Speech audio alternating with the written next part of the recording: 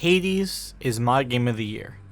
I have quite literally fallen in love with almost every aspect of this game ever since I booted it up for the very first time. Now, I have been extremely familiar with Supergiant Games, the makers of this game, for quite a long while. They have made some of my favorite indie titles like Bastion and Transistor before this, which already put Hades on my radar when the game was announced. I remember at the time I just had finished Transistor from it being recommended to me, so seeing a game that looked like an expanded version of that gameplay-wise really was something. Bastion was another title I absolutely adored back on the 360, and the art style and storytelling at that time was really special. Both of these titles were fun times, and granted, the only drawback to both is my personal lack of interest in replaying them. They were fun one and dones, but that's about it. But Hades is different.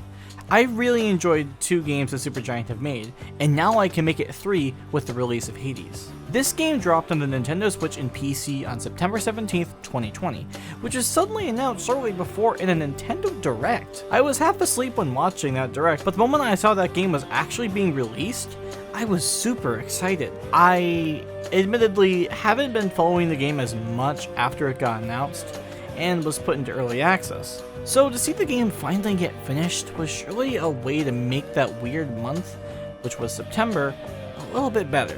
With all this background, it's safe to say I was a little bit excited for this game to drop, and that excitement only grew more and more as I got to experience the game for myself after it released.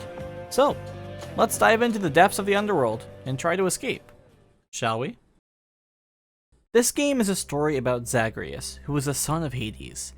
He has grown up in the underworld his whole life with his father and many others that you see throughout the game. The House of Hades isn't suited for him, and he feels as if he doesn't belong there. So he takes action and decides to escape and seek answers of his past and to find a better position in his life. Not only that, but as the game's narrative progresses, his goals shift during each run, and it really impacts the player, and it's great, honestly. Zagreus is met with numerous obstacles throughout the realms of Tartarus, Asphodel, Elysium, and even the Temple of Styx. Along the way, he has to fight through several shades that his father has trapped in each area in the underworld.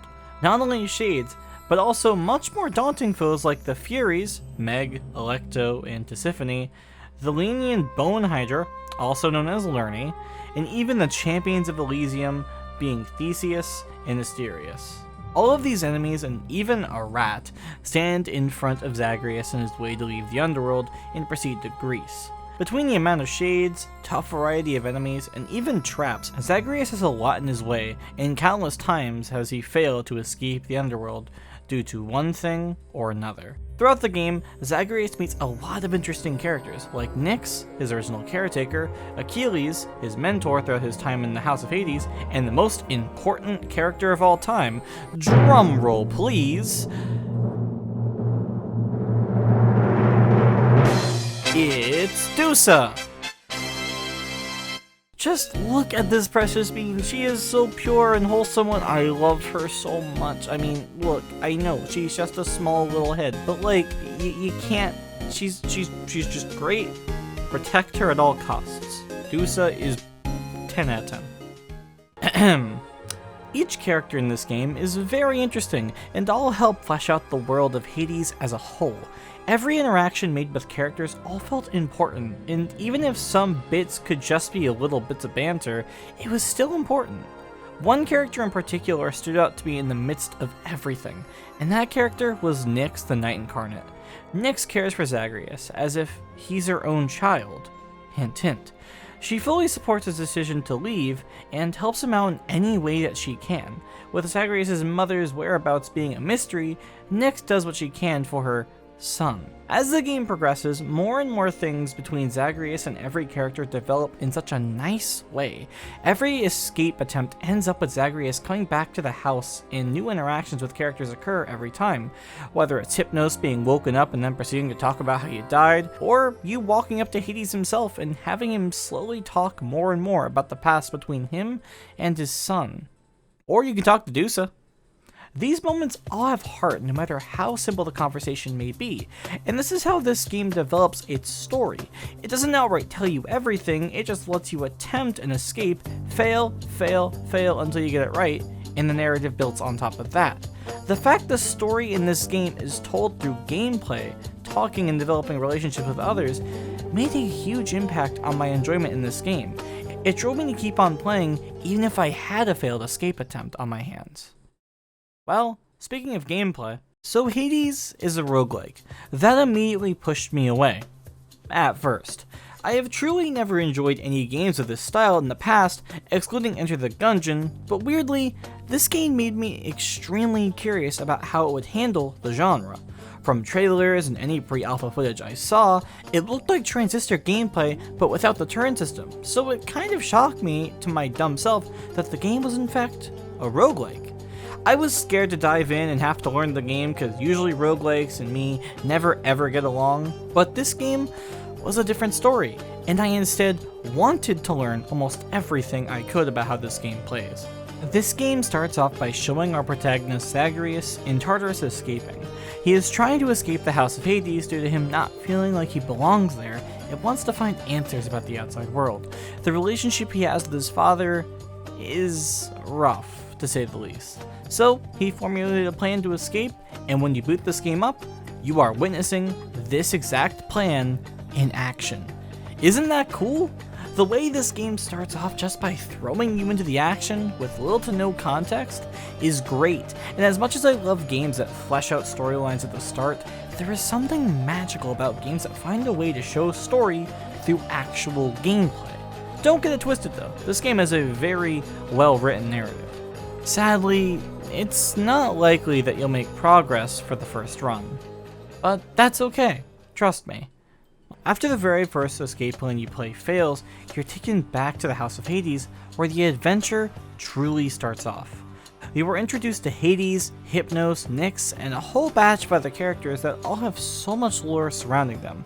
This area of the game is the hub world, so to speak, and even if Zagreus wants to leave this house so badly, there is a lot to help just around here that can aid him on many escapes. From trading useful items found in the underworld to the broker, upgrading stats for Zagreus in the mirror that Nyx gave him, to even formulating relationships with either those in the house itself or with the Greek gods that aid along the way. Oh yeah, forgot to mention the Greek gods. Basically, they help Zagreus out for reasons, let's just say. Getting into that is a whole different can of worms, so oops. With how handy upgrading and formulating relationships can be in this game, each run can be extremely different from the last. You get to choose from 6 different weapons that all vary in playstyle, and you have a basic cast that you can use with these little crystals over here. These weapons are the spear, the sword, the fists, the shield, the bow, and the Glock. I mean, the railgun. Each of these weapons serve a different kind of playstyle. If you prefer fighting ranged, then by all means, use the bow or railgun. They have tons of options for that. If you want to be up close and personal to enemies, then try out the spear, sword, or even the fist as well. My point is, this game lets you choose the start of your playstyle with each of the weapons, but your build can fully change how that weapon is used almost entirely. Oh yeah, builds. So in each run, you get to choose what abilities or boons you get from gods as you play.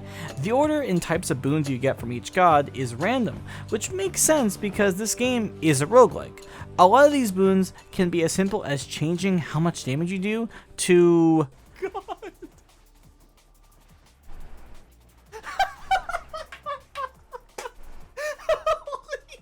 Yeah, damage is fun, right? Each of these abilities can really complement a weapon in Hades and really help you get attached to certain playstyles.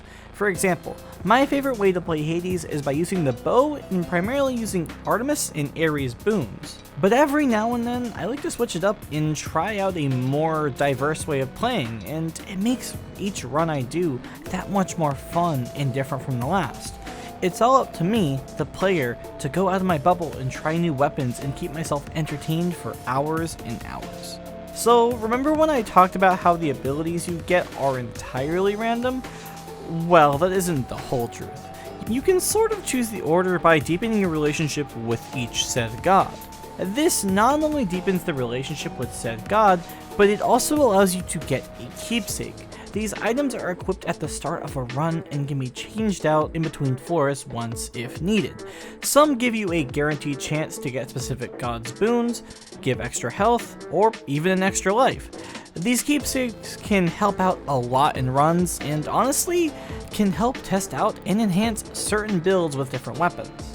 Now I know most roguelikes have these creative ways to complete runs, but Hades and its way on how runs can be so vastly unique with the core gameplay really helps deepen my love for this game over the others in the genre that I have tried. Each build, weapon, and even playstyle can truly make runs of this game feel memorable and stick with you after. That might just be me, but I really was excited when I completed my first full run, and that excitement never died down as I proceeded to finish several more runs in the game after. Just learning this game in general felt so fun, and the sense of progression as I learned what builds were best for me truly let me experiment each time and have a blast while doing so. I mention this in every video about how a game's soundtrack and art style are important, but the way this game looks and sounds truly amaze me. Every character, weapon, floor, it all looks amazing. Each area is so full of life, and every character has such a unique look, despite being based on Greek mythology. I mean, as you progress through bits of the story after and during each run, you can tell there was so much passion with the art direction and the way characters are portrayed throughout the narrative in this game. I am no art expert, but I can tell you right now, this game is beautiful and has some of my favorite design characters right up there next to Persona and Final Fantasy. If I were to come up with one other selling point other than mentioning how the game is just fun, I would just show off screenshots and let everyone's mind just explode from how great this game looks. It's stylistic as hell and it deserves to be praised. The music is also very good and really helps emphasize the world that Hades resides in. Some songs use a wide variety of instruments. The biggest example is the song The Scourge of the Furies. This song starts off pretty slow with some banjos leading the main melody, I think, but suddenly the song fully shifts to full-on metal.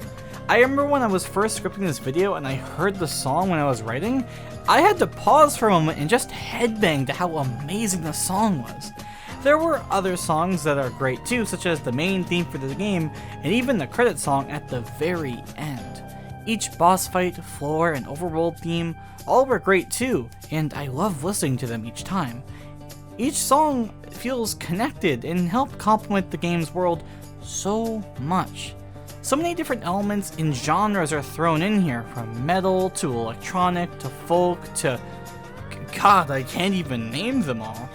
All of these songs are great, and I have a hard time describing them and even describing the art style. It's just, both of these combined really help make this game super unique and wonderful despite its inspirations. So, yeah. With all the games coming out this year, I for sure thought Final Fantasy VII's remake would be my game of the year. But here I am now. Hades is easily one of the greatest games that I have ever played this year, and that is no exaggeration in the slightest. Every bit of gameplay, storytelling, art, and music all help make this game turn into something that is truly special. I was already excited for this game as it was getting revealed, but that excitement only grew and grew as I progressed with each escape attempt and played the game further. This game holds up on its own compared to any roguelike I have played in the past, and is a damn good time. The fact I enjoyed this game as much as I did, and can already decide it's my game of the year after nearly 50 hours, really says a lot about the sheer quality that is found within this title. Supergiant Games have made yet another timeless game for me, and I implore everyone to at least try it. This game deserves all its praise, and I cannot wait to see more from Hades, either in future updates, DLC, or even a new game in the future. Case in point, Hades is sick. Thanks for watching, guys.